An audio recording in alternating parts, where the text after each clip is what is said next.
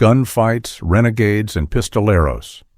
The Wild West burned its legend into the American past. The daring tales of cowboys and lawmen became timeless legends, but their ends were often as abrupt as their existences. Some perished in ways stranger than story, while others simply fell to the passage of years. Today we uncover how these legendary Wild West characters actually died. Mary Catherine Hironi, commonly called Big Nose Kate, was no ordinary Wild West lady. Intelligent, courageous, and fiercely independent, she carved her place amongst men on a lawless frontier. Fluent in several tongues and unafraid of danger, Kate worked as a nurse, gambler, and saloonkeeper, living by her own rules. Her fiery spirit drew her to Doc Holliday, becoming his lover, partner, and occasional adversary. Through gunfights, escapes, and the turmoil of Tombstone, she stood by him, often helping him evade the law. After Holliday's death, Kate lived a quiet, wandering life across the Southwest, surviving the very chaos that consumed others. She passed in 1940 at age 90, leaving behind the story of a woman as untamed as the frontier. Annie Oakley, the woman whose bullet could split a playing card in two in mid-flight, was not born into fame. She earned it one shot at a time. Long before the world knew her name, she was Annie Mosey, a teenage girl with uncommon marksmanship. One lucky day visiting her sister, destiny crossed her path. The local hotel owner set up a trap shooting contest between Annie and a confident professional marksman named Frank Butler. The challenge? Hit the most clay targets out of 25. Frank scored a respectable 24, but Annie, with quiet focus and flawless precision, took down every single one. Frank was stunned, then smitten. What began as a test of skill turned into a story of love. The couple soon married and spent nearly 50 years together, traveling the country with Buffalo Bill's Wild West show. Annie inspired countless young women, showing talent and courage could shine as brightly as any gunfighter's renown. In her later years, illness sapped her strength, and she succumbed to pernicious anemia. Just 18 days later, Frank followed her, as if his heart could not bear the silence she left behind.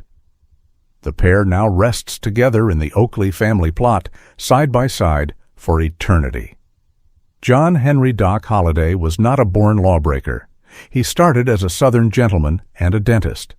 After contracting tuberculosis, he journeyed west, seeking a drier atmosphere. But what he found was chaos, poker games, and gunfire. Sharp and deadly with a pistol, Holliday gained fame as a gambler and gunman, frequently alongside Wyatt Earp. His nerve and skill cemented his myth in the shootout at the OK Corral in Tombstone, where his role as both hero and menace was confirmed. But behind the sharp smile and sharper aim was a man slowly wasting away. The sickness that drove him west finally claimed him. In 1887, at just 36, Doc Holliday died quietly in a Colorado boarding house, far from the dusty trails that made him famous. Jesse James, the notorious outlaw and skilled robber, had become a legend and a problem for the state of Missouri. His daring robberies and growing fame soon attracted the attention of Governor Thomas Crittenden, who took it as his personal mission to capture Jesse. After a failed bank robbery left his gang in shambles, Jesse and his brother Frank disappeared into hiding. But while Frank began to want a lawful life and distanced himself from the fray, Jesse refused to leave his criminal ways. He started bringing in new members, men with questionable allegiance. Among them was Bob Ford, whose brother Charlie had recently joined the gang. When word spread that the governor had offered a $10,000 reward for Jesse's capture, Bob saw his chance. The Ford brothers made a secret deal with Crittenden, promising Jesse's death in exchange for money and a pardon. Months later, while staying with the Fords, Jesse took off his coat and laid aside his guns to straighten a picture on the wall. In that peaceful moment, Bob Ford raised his pistol and shot Jesse in the back of the head, killing the most wanted man in America instantly. Belle Starr was more a companion to outlaws than an outlaw herself. Convicted once for horse theft and jailed for 9 months, she faced no further legal convictions. Yet she chose to live among robbers and unsavory characters. She married twice. Both husbands later died in violent shootouts, and her prolonged association with dangerous men finally caught up with her. While riding home on a lonely road one day, Belle was ambushed and struck by 2 bullets in the back. No one ever found the murderer, and her death became shrouded in rumor and speculation. Some accounts even suggest her son Ed may have been involved, but the true facts remain hidden in the haze of Wild West folklore to this day. Billy the Kid, that's what they called him.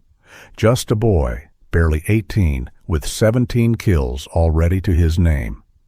In his short, reckless life, he became one of the most feared and famous gunfighters in the West. But every outlaw meets his day of reckoning. After years of evading capture, Sheriff Pat Garrett finally caught Billy and brought him to trial. Found guilty, the young criminal was sentenced to the gallows. Yet days before his hanging in 1881, Billy made a daring escape, killing 2 guards and vanishing into the desert night. Garrett would not give up. For 3 persistent months, he hunted the fugitive until a tip led him to the Maxwell Ranch in New Mexico. Late one night, as Billy stepped into a dimly lit room, Garrett fired a shot that ended the kid's notorious career. But as with many Wild West stories, doubt persisted. Some believed it wasn't Billy at all, that he had gotten away to live under a new name. Years later, 2 men claimed to be the real Billy the Kid, yet none could ever prove the myth wrong or right. Butch Cassidy and the Sundance Kid might call to mind the charm of Paul Newman and Robert Redford, but the actual men behind the legend lived lives just as daring and dramatic. Famous for their precision and planning, they led the notorious Wild Bunch, pulling off train and bank robberies that netted them around $35,000 per heist, a fortune in their day. Their ability to vanish into the wilderness made them nearly impossible to catch. Yet after years on the run, Butch and Sundance decided to leave their criminal lives and seek a fresh start in South America. For a while, they lived quietly, until rumors spread of a payroll robbery in Bolivia. Surrounded by Bolivian soldiers, the 2 refused to surrender, exchanging gunfire through the night. When silence finally fell, 2 bodies were found, Sundance with a bullet in his head, and Cassidy, it was said, by his own hand.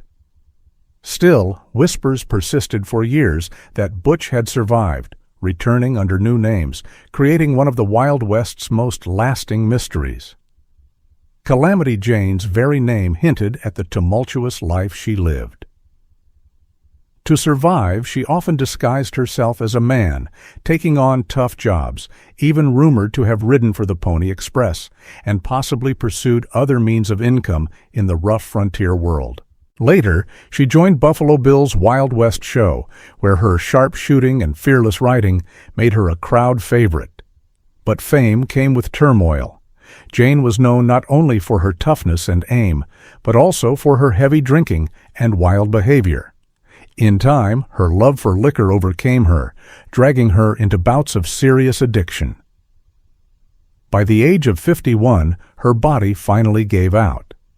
As the story is told, she was buried beside her old friend and former drinking partner, Wild Bill Hickok, although many said Hickok had little affection for her in life. In the end, her burial next to him seemed a final jest from fate, a somber ending for the woman who lived, fought, and drank her way into Wild West legend. Buffalo Bill Cody rose to prominence in the late 1800s, captivating audiences worldwide with his famous traveling spectacle, Buffalo Bill's Wild West. It was an extravaganza that brought the frontier to life, cowboys, sharpshooters, and Native American performers all showcasing the rugged spirit of the American West. But even legends meet their final sunset. On January 10, 1917, while visiting his sister in Denver, Cody succumbed to kidney failure. His death marked the end of an era, Yet what followed became one of the most disputed stories of the Wild West. In his final will, Cody wished to be buried on Lookout Mountain in Colorado, a place with broad panoramic views. But the weather had other plans. The mountain roads were buried in snow, making it impossible to reach the summit that January. To honor his wish, his body was kept in cold storage for 6 entire months, embalmed 6 separate times. Meanwhile, heated arguments erupted. Some contended he should rest in Cody, Wyoming, the very town he founded and once chose in a prior will. In the end, the consensus was that Lookout Mountain was his true resting place. Yet rumors persist that his remains were secretly moved to Wyoming under cover of darkness. Adding a chilling note, the old Ollinger mortuary, where Cody's body rested for 6 months, is now an eatery called Linger, a fitting name for a legend whose story refuses to fade. Bat Masterson began his career under the harsh sun of the frontier, surviving by the gun and the law of the land. A skilled gunfighter with a steady hand and a reputation to match, his life turned when he met Wyatt Earp. Earp saw something in Bat, the calm precision of a man who could impose order on the chaos of Dodge City, Kansas. With his brothers already serving as lawmen nearby, Masterson answered the call. As sheriff, his tenure was mixed with triumph and tragedy. He earned respect as a fair yet fearless officer. Yet the violent death of his brother Ed, gunned down before him, left a scar he would carry forever. By 49, Bat had grown weary of the violence and dust that defined the West. Seeking peace, he headed east with his wife to New York City, trading revolvers for a pen and paper.